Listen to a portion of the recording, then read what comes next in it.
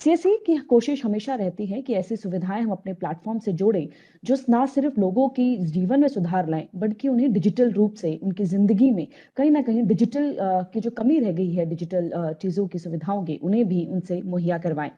आज हमारे प्लेटफॉर्म पे, सीएससी प्लेटफॉर्म पे ई सारथी और ई वाहन की सुविधाएं भी सीएससी प्लेटफॉर्म पे उपलब्ध रहेंगी। वीएलईज इन्हें आम लोगों तक पहुंचा सकेंगे। ये सुविधाएं कैसे काम करेंगी, कैसे हमारे वीएलईज इस सुविधाओं से जोड़ के लोगों की मदद कर पाएंगे, इन सभी पे विस्तार से जानकारी देने के लिए हमारे साथ हमारे पैनल की आपसे मिलवाना चाहेंगे। हमारे सारे सीएससी सेंटर्स ट्रांसपोर्ट के लिए फैसिलिटेशन सेंटर का काम करेंगे।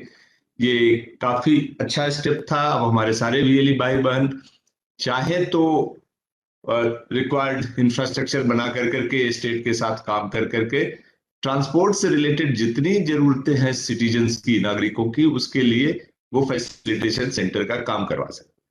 उसी कड़ी को आगे बढ़ाने के क्रम में एक बहुत बड़ा काम था जो एनआईसी के सहयोग से आज हम उसको लाइव कर पाए हैं कि ई सारथी और ई वाहन की सुविधाएं भी सीएससी के सेंटर के थ्रू ग्रामीणों को उपलब्ध हो।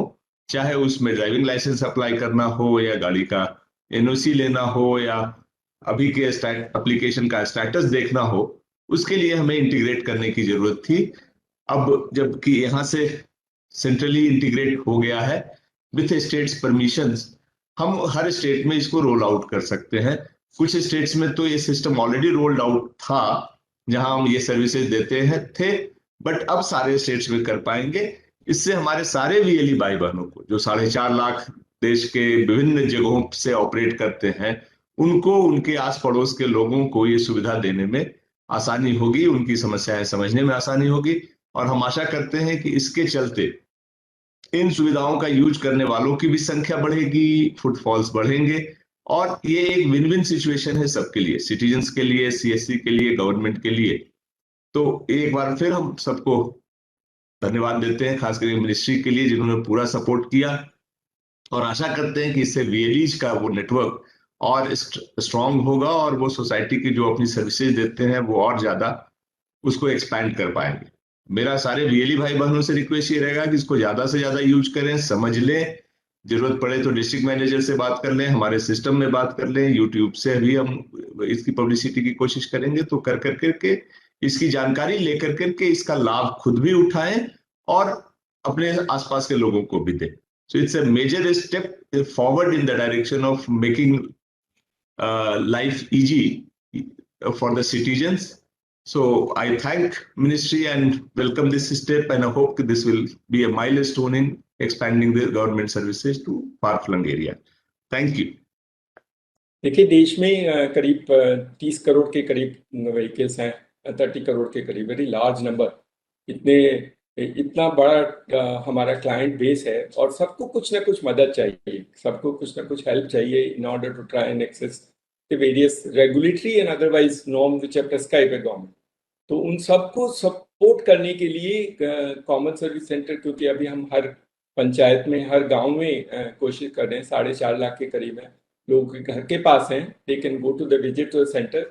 हमारा सेंटर ऑपरेटर 2 काम कर सकता है, एक तो वो उसी गांव में रहता है, इन सब के बारे में लोगों को अवेयरनेस क्रिएट कर सकता है। बहुत लोग हैं जो लाइसेंस बनाते हैं लेकिन अपना शायद एड्रेस चेंज नहीं कराते, they might move from one place to another place, so they can get that part. किसी का मोबाइल अगर अपडेट कराना है वो भी अपडेट करा सकते हैं, और अगर पूरे डेटाबेस में आधार seeding at some point in time become necessary, then we can also help in Aadhaar seeding of that person, so that the vehicle ownership becomes so transparent, so good that people can use it very freely without any hassles. तो गाड़ियों का जो registration, ई वाहन और ई सारथी जो service है बहुत पहले से चलता है, बहुत बड़ा डेटाबेस है, देश में बहुत लोग हैं जो उसकी सहायता लेते हैं, लेकिन जो लोग अपने आप नहीं कर सकते उसमें असिस्टेड फॉर्मेट से कॉमन सर्विस सेंटर का उनकी मदद कर सकता है। हम कुछ स्टेट में अभी ये काम करते हैं, जैसे हरियाणा में, उत्तराखंड में और जम्मू एंड कश्मीर में। I think we are doing this service, but with the support of the ministry we will be now able to launch this across the country, so that FDC help the citizen in accessing all the services of transport department which are required by the citizen. एक और हम share करना चाहेंगे कि शायद transport department पहला department है जिसने रिकॉग्नाइज किया था कि सीएससी को ट्रांसपोर्ट फैसिलिटेशन सेंटर बना देंगे, और वो नोटिफिकेशन भी इशू हुआ था। तो उसके लिए हमारा रिस्पॉन्सिबिलिटी और रोल थोड़ा बढ़ जाता है। हमारे सीएससी ऑपरेटर उनको थोड़ी रिस्पॉन्सिबिलिटी लेनी पड़ेगी। They will be under close watch of everybody. Community will take care of them in terms of what they're delivering, how they're delivering, are they doing some mischief or not. तो इस facilitation center का जो role है, that has to be done, and we have to really create good facilitation center, the model, so that citizen get ultimately the benefit to go to citizen and very close to them. He has a choice. He can of course do in his own home. He can go to the government department, and also he can also access CSC. तो ये notification of the transport department by saying that every CSC can work as a facilitation center. And today's initiative of integrating the services with the CSC platform is unique and will help us quite a lot in the larger objective of the Government of India program of creating digital access services to close to the place for where people live in.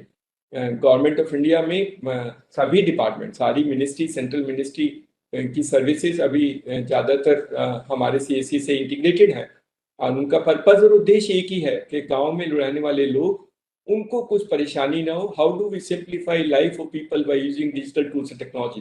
That is what CSCs are, and that is the format in which government of India is trying enabling this to happen. तो हमारे लिए, जैसे कहा, बहुत अच्छा सुनहरा मौका है. हमारे CSC के लिए कस्टमर बेस बढ़ेगा. I said such a large number of people who have vehicle, almost everybody in the village will have, every household access to the CSC. CSC will try and help them. हम लोग क्योंकि insurance भी करते हैं, तो they will also be able to do some insurance for them, third party insurance, which is regulatory and mandatory requirement. There are large number of vehicles today in the country which does not have a third party insurance, so we can actually fulfill the regulatory requirement by creating an access to the same format. और कुछ चीज़, हमारे जो बच्चे, कुछ लोगों ने हमारे से कहा था कि पोल्यूशन कंट्रोल भी हमारा मैंडेटरी रिक्वायरमेंट है. तो अगर पोल्यूशन कंट्रोल, सर, अभी शायद उसमें लाइसेंस लगता है, तो वो लाइसेंसिंग रिक्वायरमेंट अगर निकाल दें, क्योंकि लाइसेंस की हमारे हिसाब से जरूरत नहीं है, और क्योंकि वो तो मशीन कॉस्ट तो वो लगेगा, आपके एप्लीकेशन उसी सिस्टम से काम करेगा. The whole receipt will be generated from the centralised system. तो if you can remove the licence requirement for pollution, we can actually have large number of people in CSC setting up their own pollution unit, and काफ़ी मदद मिल सकती है लोगों को घर के और आसपास पोल्यूशन अपने चेक कराने के लिए. That can be one part of that. और जैसे मैंने कहा कि सर, मोबाइल नंबर अगर अपडेट कराना है, आधार डालना है सीडिंग में, या उसको एड्रेस चेंज कराना है, which are very frequently done, we can help in trying supporting, so that the database becomes very good, and good in the sense that is up to date, completely up to date, and can be used by all government and other agencies which are required this data for regulatory purposes. So we, on behalf of all the Common Service Center, 4 lakh of them, would like to again thank the Secretary and his team, and also the NIC who has helped us in integrating this eVahan and eSaarthi with the CSC ecosystem. Thank you so much, sir. Thank you.